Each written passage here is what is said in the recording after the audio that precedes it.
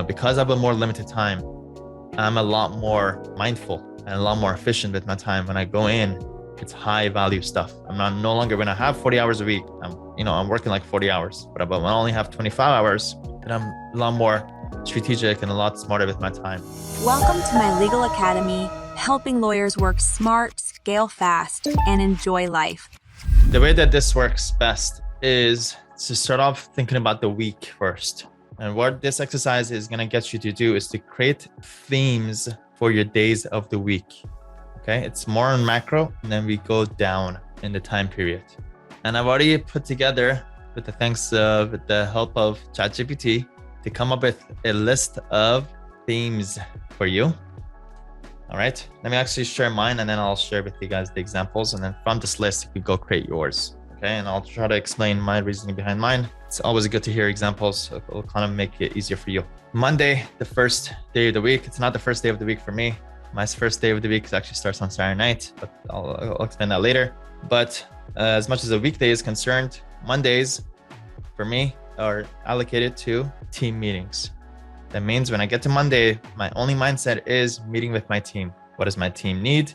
Meeting with them, supporting them, answering the questions, whatever that is, to make sure that they're hitting the ground running for the rest of the week. It makes sense at least for me personally, for team meeting days to be on Mondays. Because you want to get on the same page as your team on the first of the week. That means they know what to do for the rest of the week. Tuesdays is create day. There's no higher ROI activity than for me to create some new system, new funnel, hiring, creating something from scratch, something that didn't exist to creation, 0 to 1. Ideally, try to block out a good block of time. I try not to have, it's also mutually exclusive, right? That means ideally, if I'm having my team meetings on Monday, ideally, I don't want to have any team meetings on Tuesday. Tuesday, ideally, kind of blocked off for creating, working on campaigns, things like that. So for me, Tuesdays is create. Wednesdays, I don't have this part down yet. I'm working on it. But at least I know the structure. I know where it goes if I do want to do it. But Wednesday afternoons at 3 p.m., recording day. I don't think about recording or anything like that until I get to the Wednesday afternoons. Blocked off. I know that's when I'm doing that. As long as I do that, I have enough content for the entire week, and makes me happy. Also, I know the power of thinking, a thinking time where you're not doing anything at all. I kind of had a little bit of that yesterday. Anytime that I'm not distracted, I don't have meetings, I don't have other stuff going on. When I'm just sitting there, it's like my best ideas and best things come to me. So I'm trying to work on, something I'm working on right now is to have just time blocked off. I have no distractions, no nothing at all. It's essentially just a thinking time. Be out and about, be out in nature, go on walks, go on lunch, just have time to think. Thursdays is my brainstorm day. This is literally the day that I go to meet with my mentor. I finish my work in the first 2 hours on Thursdays, so that when I go to the office to meet with my mentor, I don't have anything to think about besides just having conversations.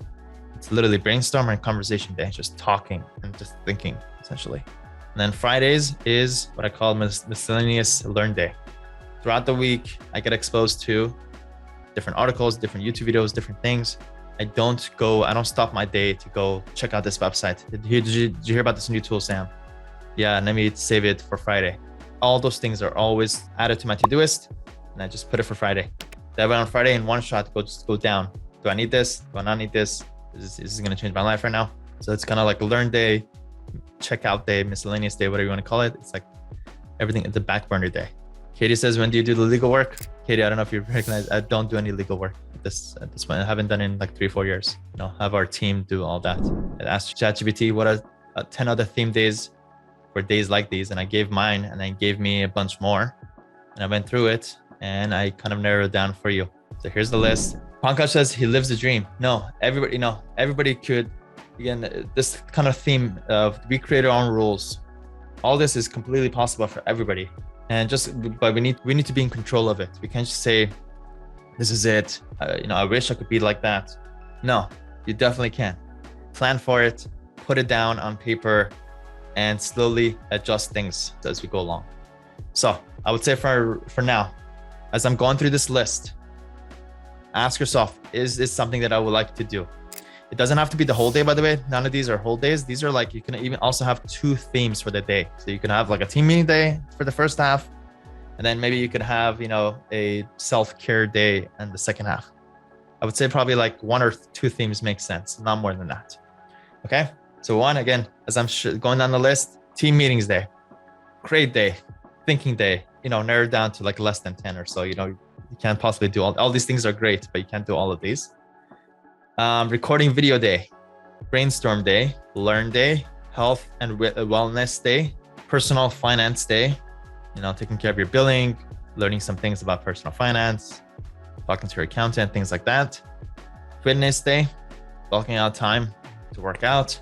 Creativity day, whether that comes into the form of your business or even just doing it for personal reasons. Connection day, just a day to connect with whoever you like, with your family or friends. There's a half a day, maybe on Tuesday evenings, just to, dedicated to connecting people. Self-care day, very important. I think everybody deserves to have some time to themselves, whatever that is. Technology day, just a day of exploring things in tech. Adventure day, reflection day, productivity day, communication day, mindfulness day, entrepreneurship day, for my food lovers, culinary day, social media day, just one day that you work on your social media plan for the week. You don't want to do social media like every single day. Ideally you do it in one shot, like you batch it. Ideally, you come up with all the content in one shot. You create the system in one shot, and then you have your team handle that. Have travel day, volunteer day, writing day. If you're for my writers, if you know you're a writer, you should definitely have allocated time just to write to help you clear your mind. For my artists, art day, home improvement day, and nature day. Pulled out a full list, and I thought that these ones were like the most practical ones for us. So from that, for now, all you're trying to do is narrow it down. Hey, hope you're enjoying the video so far. If you're a lawyer and you're looking to work smart, scale fast, and enjoy life, right below this video, you'll find a link to book a call to speak to my team so we can tell you how we've been able to help over 500 law firm owners scale their law firm. Now back to the video. Once you narrow it down, then on this Google Doc, hopefully you made a copy. What you want to do is go ahead and, like a jigsaw puzzle, create your themes. Again, you can have 1 or 2 themes for each day. And this is definitely going to be changed over time. There's a very successful person in our community. He's worth, I think, upwards of $100 million. And he's religious also. That means in mornings, he goes to synagogue and he also learns until like 10 or 11 in the morning. Then he goes to work by like 11. And then by 4, he steps out to go back to synagogue and learn more and things like that. So he literally only has like between 11 to like 3 or 4 to work. And he's still the most successful person in the world. And he was giving a lecture and says, because I have a more limited time, I'm a lot more mindful and a lot more efficient with my time. When I go in, it's high value stuff. I'm no longer, when I have 40 hours a week, I'm working like 40 hours, but when I only have 25 hours, then I'm a lot more strategic and a lot smarter with my time. So kind of like, if you feel like overworking, kind of shake the jello a little bit, change things up, limit yourself, and you'd be very surprised about Parkinson's law. Parkinson's law says that work expands as to fill the time available for its completion. Okay, so basically however much time you have is however long it takes to do it. Some work that needs to be done, like a 10-page, whatever paper that needs to be drafted. If you have 2 weeks to do it, we'll take you 2 weeks. But if somebody says, I need this done by today at 5 p.m., you will find a way to get this done by 5 p.m. Christine says, what is your recommendation for adding time for legal work? Again, being mindful. For now, I would say just Christine, if you want, throw it in and just share with us what you came up with. But you can't go wrong with the plan. As long as you're you're going with where it is now to where you want it to be, put that down and let's see what that is. Every single one of these contributes to your overall productivity. Because you have your thinking time, because you have your learn day, because you have your fitness day, it makes your legal work even more efficient. Little thing that was brought up in our last mastermind call at the end, if you're working 7 days a week, you're not doing yourself justice. If you just bring it down from 7 to 6, then you're going to be a lot more productive in those 6 days than the amount of work you get done in 7 days, because you have a day to rest that rest basically makes you more efficient throughout the rest of the week. And a lot of the tasks that you're doing necessarily doesn't have to be you, by the way. Most of this work that you're doing right now can be done by VAs. You just become the last line of defense to review things, make sure that it's done properly, but you just have to separate out their work and have people that are good at writing to do it, or for the people that are good at talking on the phone, do that. And then you're just kind of managing it and kind of, again, being the last line of defense. Yeah, give me your, again, don't worry if it's perfect or how it is, just give me what you have. Let's review some people's focuses and what to do with this. There's two things to do once you have it down. Number one is to print it out and put it up. That's the first thing. Second thing is you're gonna go to your calendar, and what you do is you create an event. And let's just say you have your team meeting day. What you do is, let's just say your team meeting day is on Mondays.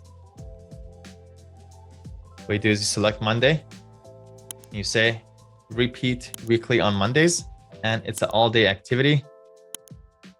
And maybe make it a different color potentially. Okay, again, create an event, put it on the day of the week, make sure that it's reoccurring on that day of the week, and make sure to check off all day. When you do that, you will see on top of your Google Calendar, it has that up top right here. And then I'll share with you again, one day of the week. Let me just share it now. One day of the week is your planning of the week. For me, Sundays, not only am I working on Saturday nights and half of Sundays, but also one of the things that I do on Sundays is I look at the entire week. Do the things make sense? Does it align with my themes of the week? Should I be moving things? Should I be canceling some meetings that I don't necessarily need to have? Does it align, again, with my themes of the week? Once you have it down, add it to your calendar. And then now when you have your events, make sure that it aligns with your themes of the week.